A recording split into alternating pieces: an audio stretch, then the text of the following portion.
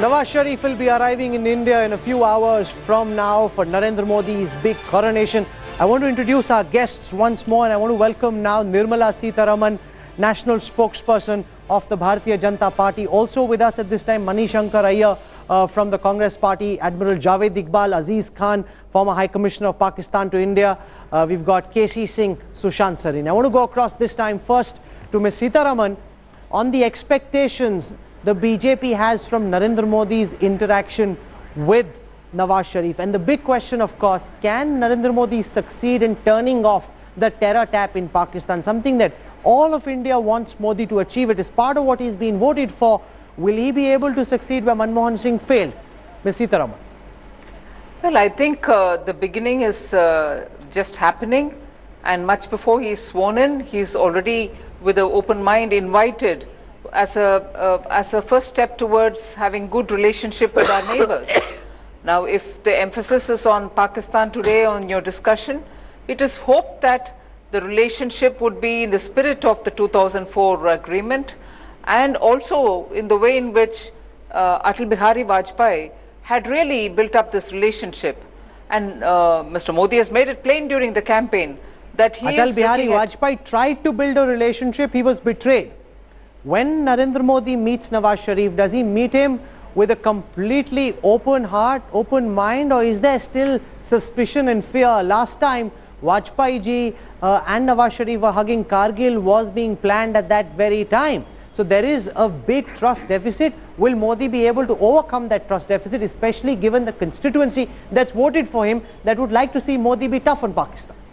Well, first of all, tomorrow it's a question of having invited for a ceremony, post which we are told they are definitely going to be meeting. But there are astute diplomats here in this panel. Every meeting which can be defined as a bilateral talk is normally accompanied by a whole set of homework which is done, point on point, agenda is worked out, homework is your schedule is prepared well in advance. And after that, when a secretary level meeting takes place, leave alone the prime ministerial and summit and all that, when the secretary level meeting takes place, a lot of things are pointedly spoken about. But now we are talking about two of them meeting for the first time, Mr. Modi as the Prime Minister of this country, and therefore it will be meeting, exchanging courtesies, I guess. But Narendra Modi's critics see, madam, a certain amount of hypocrisy. Mr. Manishankar Iyer was early making the point when Manmohan Singh reached out to Nawaz Sharif in a similar fashion. Narendra Modi said there's terror operating from Pakistani soil and mother and son are serving chicken biryani. Tomorrow, I don't know if chicken biryani is on the menu, but you'll be serving food to Nawaz Sharif, and the day after when there's a bilateral meeting, and the terror still flourishes from Pakistani soil, Ms. Sitharaman. There is no hypocrisy here and there is no double speak. The BJP's position has been very well stated during the election campaign by Shri Narendra Modi. He had very clearly said that he would never do anything which will undermine our sovereignty, even in perception. Then he said very clearly that he is wanting to build up relationship with all our neighbors with goodwill. And this being the first step of the Prime Minister designate, it is more to start off on a ground where his position is very clearly made internally in India, and with the neighbors when he is going to meet, all of them have accepted and honored the invitation, which itself is a great RSVP, and that will be kept in mind. But I want to look just beyond this one brief bilateral. I want to go across to Aziz Ahmad Khan on the problems that Nawaz Sharif faces in Pakistan with the army and with the ISI. Given those problems, will he be able to deliver on the larger promise of turning off the terror tap? That's the one thing India wants to see most for Nawaz Sharif to deliver on, given the problems he's already having. Will he be able to achieve that? Forget this meeting. 5 years from now, will Modi and Nawaz Sharif working together be able to resolve the problem of terror, after which all other issues can be looked at seriously, sir? You know, I'm getting an impression that at this occasion, when Prime Minister-designate Modi has won an overwhelming majority, and after that, as a gesture of goodwill, he has done the unprecedented thing that had not been done so far by inviting all the SAARC neighbors to join in that celebration and join in the investiture ceremony. In this particular program, your emphasis seems to be to do everything possible to vitiate the atmosphere and ruin those meetings by bringing in extraneous, acrimonious things rather than talking positively.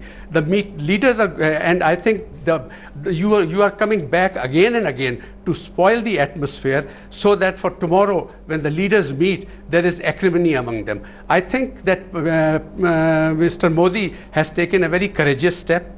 And Mr. Nawaz Sharif with respect, has also sir, boldly with humility responded and respect, to that. I'm sorry, yes, don't interrupt me. Yes, let me please. complete. Let Yes, me sir. complete. Sorry. Yes, sir. Yusuf, you don't start on this haranguing match. This is a moment where a new beginning can be made. This is a moment where the two leaders will sit down and work out an agenda for future talks and look at a dialogue process wherein all the concerns that both the countries have, India's concerns as well as Pakistan's concerns vis-a-vis bilateral relations, can be put on a new course. A lot has been achieved in the past 10 years, starting from Mr. Vajpayee on to the UPA 1 and 2.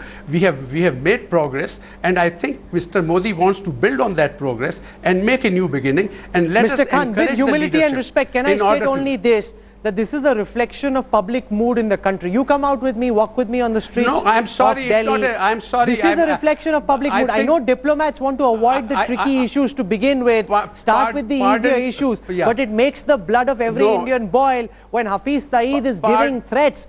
He's running around with people moving with Kalashnikovs. Dawood Ibrahim housed in Pakistan. I know you'd like to stay away from these issues, but these are issues that India would like to see Pakistan deliver on, sir. Pardon me, Mr. Modi has won an overwhelming majority through the electoral process, and he reflects the public mood. He reflects what the people of India want, and he is, in his wisdom, taken this step, and I think we should laud this step, and we should look at it positively, and we should try to build upon that and move forward. No one is questioning this step, Mr. Khan. No one is questioning this step. I am looking out into the future and saying, given the problems that Nawaz Sharif faces in Pakistan with the ISI and the army, will he be able to turn off the terror tap? Or by making the points that you are you suggesting that is impossible for Nawaz Sharif to achieve, sir? No, Mr. Nawaz Sharif is coming there as Prime Minister of Pakistan. He has the approval across the board from all stakeholders. He has the approval of across the board all political parties in Pakistan, whether with the government or in the opposition. There is no opposition from any sector, from any side. And he is coming there with a strong hand, and he is coming there with the positive approach that tomorrow when he meets Prime Minister Narendra Modi, or day after tomorrow when they have the bilateral meeting, they will be able to make a new beginning, a positive beginning, where all issues of concern to the two countries will be discussed and taken forward and settled to mutual satisfaction. Sushant Sareen, a new beginning is predicated on action by Pakistan. Since the time Nawaz Sharif has taken over, we've seen his brother in Punjab actually increase aid being given to Hafiz Saeed's organization, the Jamaat-ul Dawa. Nawaz Sharif is saying the right things, but can he rightly be accused of not doing what he says he will do? And does that therefore create legitimate grounds for doubt, concern and suspicion? Look, to some extent I agree with what Ambassador Aziz Ahmed Khan is saying. That perhaps this would not necessarily be the occasion to raise all these issues, although I would imagine that these issues will be touched upon. And I think what is important is to tell Mr. Nawaz Sharif that he himself has taken this position insofar as terrorism inside Pakistan is concerned, when he said that talks and terror cannot go together. So for India to take a similar position, I don't think he can take any kind of an exception to that. That is point number one. Point number two is, and this will really be a kind of a test for Mr. Nawaz Sharif, the problem is that the guys who are attacking Pakistan inside Pakistan are not the same guys who are attacking India inside India from Pakistani soil. And those guys are the ones who we know for a fact are actually being sponsored, being supported by Pakistani state agencies. So the real test for Mr. Nawaz Sharif... No, but can he deliver on that test? Admiral Javed Iqbal, that's the real test for Pakistan. For Nawaz Sharif to go against the terror camps that are occupied, that are operating out of Pakistan-occupied Kashmir. Will we see action on that front or not, sir? Admiral Iqbal. Look, you see, it is a SARC, it is not a SARC get-together. This is a swearing-in ceremony, and I think we should look towards it only, with that perception. So I'm looking beyond the swearing-in ceremony. I'm asking the larger question of what will happen moving forward. The larger question is, which depends on whether Nawaz Sharif can deliver on his promise of turning off the terror tap. Will that happen, sir? That's my question. Nawaz Sharif has not made any promise. Nawaz Sharif has only made a promise to participate in this swearing-in. You see, the thing is, we should decide that the beginning which Mr. Vajpayee made, should we build on that or not? That is the choice of path, whether we should remain with daggers drawn at each other as we have lived for last 65 years, or we should change the course. That is the question. And secondly, even today, the Pakistan in the armed forces personnel have been killed by the terrorists. Pakistan itself is a victim of terrorism. So, but those are different terrorists. That's the point that Sushant Sareen makes. Those are not the terrorists who are being aided and abetted by the Pakistani army and the ISI. In Pakistan, occupied Kashmir, all those terror training camps are being funded and sponsored by you. The discussion today is not on terrorism. Discussion today is whether I think Nawaz Sharif, by accepting the invitation, has taken a great risk and a great step. I think he has won this round. Now the ball is in Mr. Modi's court. I think even here people how is the ball in Mr. Modi's court? There are terrorists. Vivek Kaji wants to come in. There are terrorists running freely in Pakistan, and Admiral Iqbal says the ball is in Modi's court. The onus is on Pakistan to turn in off his side. Yes, Mr. Kaju. I'm surprised at the use of the word that Mr. Nawaz Sharif has taken a risk. I think that itself indicates that there are sections within the certain institutions in Pakistan, institutions that are important, which have not wanted Mr. Nawaz Sharif to travel to India. And the question is, why have they not wanted Mr. Nawaz Sharif to travel to India? The answers, we know the answers. We are all looking forward to Mr. Nawaz Sharif's visit here. He is being welcomed in the SARC context. I think that's something which we need to repeat. I think Mr. Modi has made it clear, and he reflects the will of the people here, that we want to move forward with Pakistan in every way. In fact, Mr. Modi gave an interview to a major Indian daily, and I think that interview needs to be studied closely, where he said we need to build trust. He said we need to establish a cooperative relationship, a wide-ranging cooperative relationship. But Mr. Modi also underlined a fact which I think reflects public opinion in India, what you've been saying repeatedly, that for all this to take place, if history repeats itself in terms of terrorist attacks, then Indian public opinion gets enraged, and the whole edifice that we wish to build will be difficult to achieve. That's a very important thing. Mr. Manishankar Iyer, our guests in Pakistan are saying, I want to ask a question. Yes, Admiral Iqbal.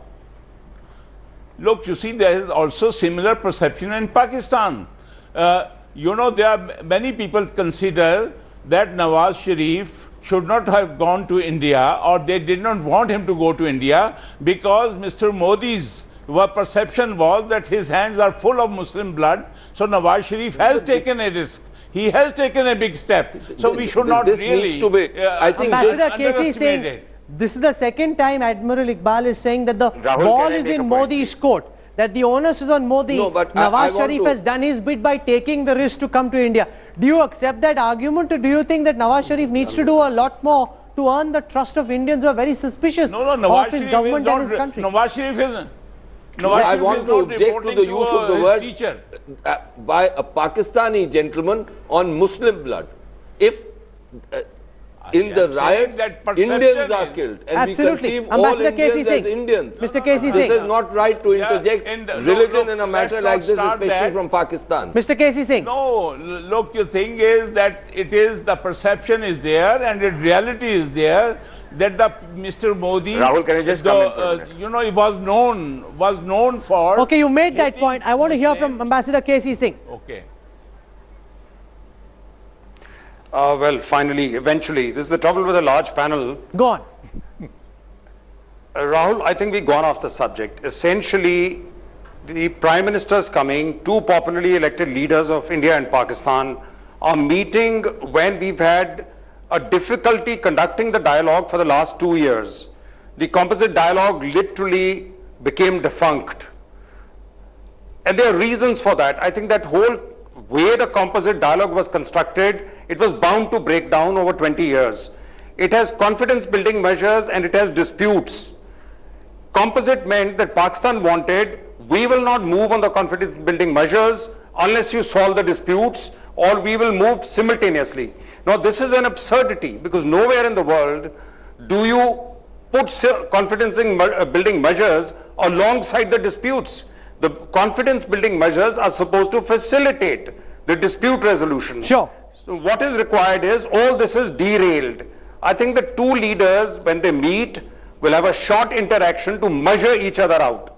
There are things each can do and there are things each cannot do. And I think within those constructs, they have to decide how their delegations construct a new framework of cooperation, because they'll meet again in 3.5 years on the sidelines of 3.5 months on the sidelines of UNGA. So it's a meeting to, let me just tell you one last thing. I was witnessed in 1998 to the meeting between Nawaz Sharif and Prime Minister Vajpayee in Colombo on the sidelines of SARC. The two delegations went in. India, Pakistan had tested the nuclear devices. The whole world was baying for a blood. And within 5 minutes, both delegations were sent out. Because Mr. Vajpayee turned to Mr. Sharif and he said, I think you and I need to talk to each other. And after the delegations left, Nawaz Sharif thanked Mr. Vajpayee and said, actually, I'm more comfortable talking to you. So this is how business is conducted. It's Will we see from Manishankar Iyer, I want to ask Mr. Iyer this question. So far, Narendra Modi has proved his detractors wrong. Will we see Narendra Modi continue proving his detractors wrong? Because he's been very prime ministerial. He's been very statesman-like so far. Are you prepared to concede that? And do you think he will be able to do much more than Manmohan Singh was able to over the last 10 years when it comes to restoring peace between India and Pakistan? Mr. Manishankar Iyer. I think if Nawaz Sharif has a problem with the army and the ISI, Narendra Modi has an even bigger problem with the RSS and Rahul Kanwal. You are converting a swearing-in ceremony into a swearing-at ceremony. And you took exception to my saying that these are impossible preconditions. I do not think it is in Mr. Nawaz Sharif's hands to be able to turn off any tap, as you describe it, of terrorism. And if we don't get on with an uninterrupted and uninterruptible dialogue, then we'll continue with this tutu meme as we have done for the last 6 to 7 years. And I really do think that the kind of questions we've heard from you today indicate that impossible preconditions are being set for the resumption of any meaningful Ms. Sitaraman, we've heard our guests in Pakistan. We've also heard now Manishankar Iyer say it is impossible to conceive that Nawaz Sharif will be able to turn off the terror tap. Will that then mean that no real progress is possible, or are you, like the Congress, prepared to make a difference between terror and talks? Or because when you were in opposition, you continue to hold, you cannot have terror and talks going together. Is that the position Modi will take even in power, or will we see dilutions there, ma'am? I would respond with a note of caution, Rahul. Tomorrow is a day when the ceremony is happening, for which proactively Shri Narendra Modi has sent the invitation to all the SARC countries, and we are very happy and grateful that all of them have responded positively and they are coming over tomorrow. As regards the meeting day after, I think it will be a very good first step towards building good relationship. It could also be working on such chemistry, personal chemistry between the two, which can help in furthering in the future, with a lot of work done, a better relationship. I would not want to hype this day after tomorrow's meeting as yet, because this is the first time Mr. Modi will be meeting with them one-on-one. I think in all fairness, he started with a positive step, hoping that goodwill will prevail and progress will be made. We should give him a genuine chance. The country should stand by him for it. And as regards Nawaz Sharif ji, who's coming from Pakistan, very welcome. Let us see how it evolves. I wouldn't want to hype the expectation, nor would I want to undermine the relationship that can be built between these two leaders. Okay, And that's therefore, let's interesting. wait and Ambassador see how it Parthasarathy, I want, evolves. in conclusion, for you to answer. Clearly, everybody wants to pepper expectations, but Narendra Modi has an image. That's the image that's been voted into power. We saw Vajpayee and Manmohan Singh far softer on Pakistan. Can we, going forward, expect to see Modi too turn a new leaf now that he's in office and go soft on Pakistan, or is that impossible given who he is? Well, this presumes that you had a leaf which he was not handling foreign policy earlier. But he's taken public positions. The fact of the matter is, I recall Mr. Atal Bihari Vajpayee in 1972 roundly abusing the troop withdrawal and the Simla agreement. People move with circumstances, the new dynamics develop, especially when you assume high constitutional responsibility. I would merely say this: let the leaders meet, let them talk, let them size each other up. That is the whole aim, like I hope it will happen with all other SAARC leaders. But at the same time, we need to bear in mind that there are serious political developments within Pakistan, and the civil-military relationship is highly tenuous. All I can say is, let's hope that doesn't flow across the border into India. Well, there have been betrayals in the past. Let's hope there is no betrayal this time round. You've heard from all the experts. We want to conclude this broadcast. Tomorrow in the afternoon from 4 p.m. onwards, we will be tracking Narendra Modi's coronation live here on Headlines Today. We'll have experts joining us in this special studio to look at a very momentous occasion in India's political history. An occasion where Narendra Modi takes over. What changes will that bring? And he's already sprung a surprise by inviting Nawaz Sharif, and Nawaz Sharif has accepted. That is a good beginning.